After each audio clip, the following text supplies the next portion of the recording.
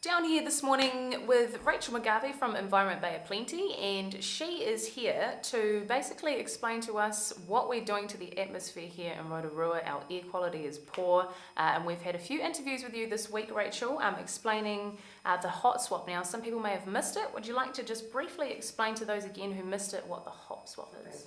Well, as you mentioned, Rotorua has the worst air quality in the North Island, and that is mainly caused by people using old wood burners and open fires, and also burning wet wood. To try and help people with the cost of upgrading, we have launched the Hot Swap loan, an interest-free loan up to $4,000 to convert to clean heat, and it's paid off over 10 years. Now, again, the other issue with Rotorua's air quality is people burning wet wood. So I've got a couple of samples in front of me, and we're going to test them.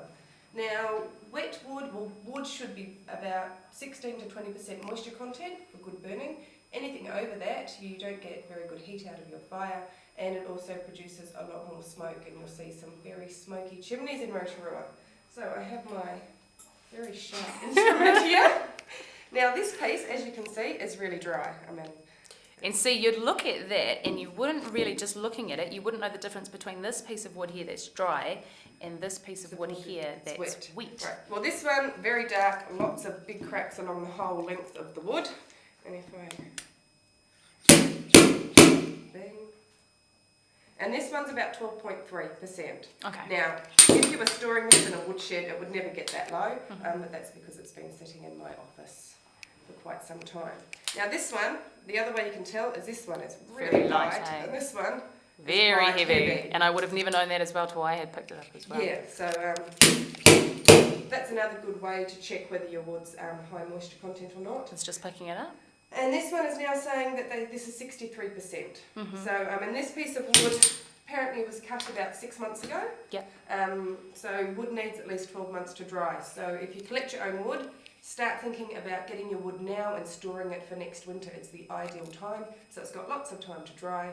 Make sure that you protect it, you keep it off the ground, you keep it covered.